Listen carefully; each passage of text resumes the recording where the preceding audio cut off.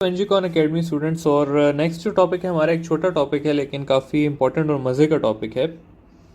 Topic है हमारे पास horizontal and vertical circular motion.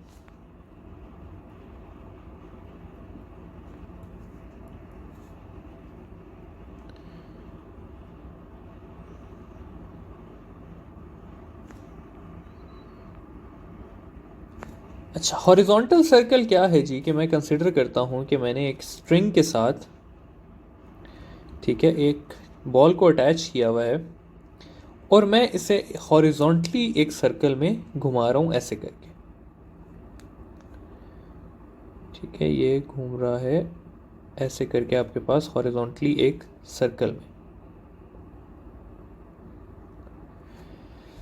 अच्छा जी, अब इसके मैं कुछ पॉइंट्स ले लेता हूँ। मैं कहता हूँ कि ये ए पॉइंट हो गया, ये आपके पास बी पॉइंट हो गया, ये सी पॉइंट हो गया, ये डी पॉइंट हो गया। और मैं देखता हूँ कि हर पॉइंट पे इस स्ट्रिंग के अंदर जो टेंशन है वो कितनी है। ठीक है, हमने बेसिकली टेंशन देखनी है। तो स्टूडेंट्स, यहाँ पे आप लोग याद रखेंगे कि हॉरिजॉन्टल सर्कल में हर पॉइंट पे जो टेंशन होती है वो इक्वल टू सेंट्रीपिटल फोर्स होती है।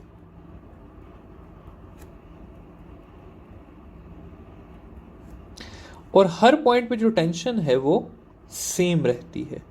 ठीक है, किसी पॉइंट पे कम या ज़्यादा नहीं होती।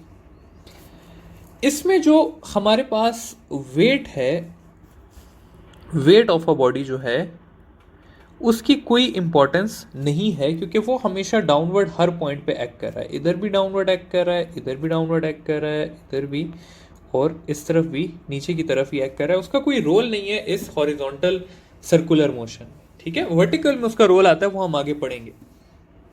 हॉरिजॉन्टल सर्कुलर मोशन में आपसे ज़्यादा से ज़्यादा यही पूछा जा सकता है कि मेरे पास दो स्ट्रिंग्स हैं, या इस तरह कहते हैं कि bye keeping velocity constant, length of a string is reduced to half।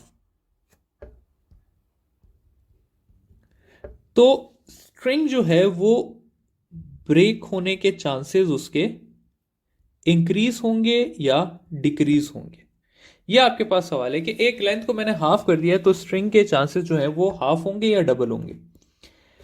तो टेंशन जो है वो डायरेक्टली प्रोपोर्शनल है रेडियस के, इनवर्सली प्रोपोर्शनल है, सॉरी, रेडियस के।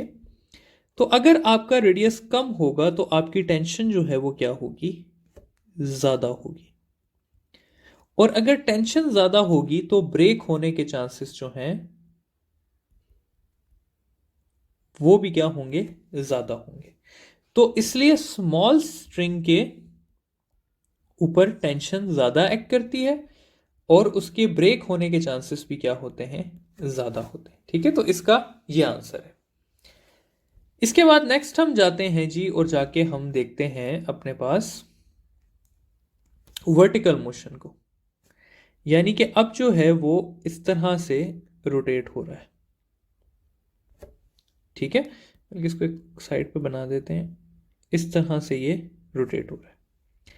इसके भी 4 पॉइंट्स ले लेते हैं। यहां से स्ट्रिंग गई हुई है चारों पॉइंट्स पे।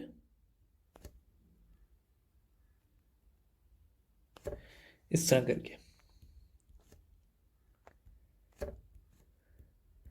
अच्छा, अब अगर मैं फर्स्ट पॉइंट यानी कि ए की बात करूं तो यहां पर जो टेंशन होगी वो इक्वल होगी mv² बाय आर के, यानी कि सिंपल सेंट्रीपिटल फोर्स के। यहां पर भी जो टेंशन है वो सेंट्रीपिटल फोर्स के पास आएगी।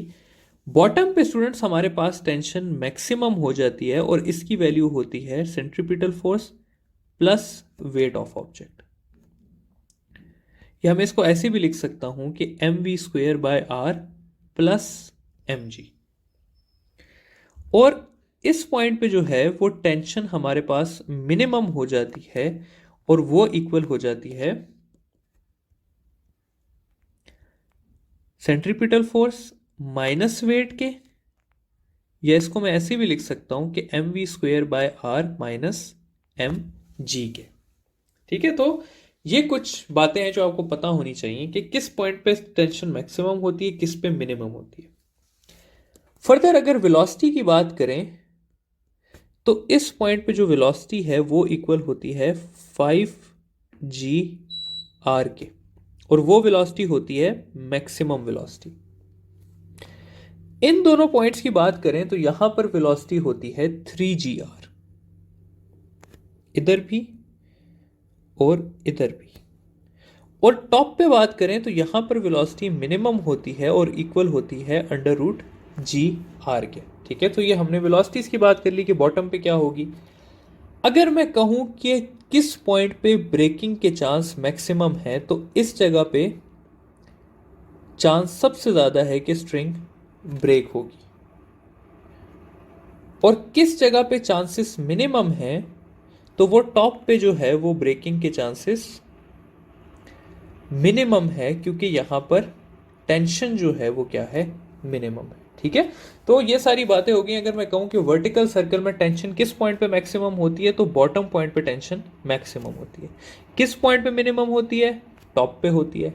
किस पॉइंट पे इक्वल टू सेंट्रीपिटल फोर्स होती है, आपके पास जो हॉरिजॉन्टल पॉइंट्स होंगे उन पे इक्वल टू होगी। ठीक है, तो ये सारी बातें हैं आपकी सर्कुलर मोशन, वर्टिकल और हॉरिजॉन्टल सर्कुलर मोशन से रिलेटेड।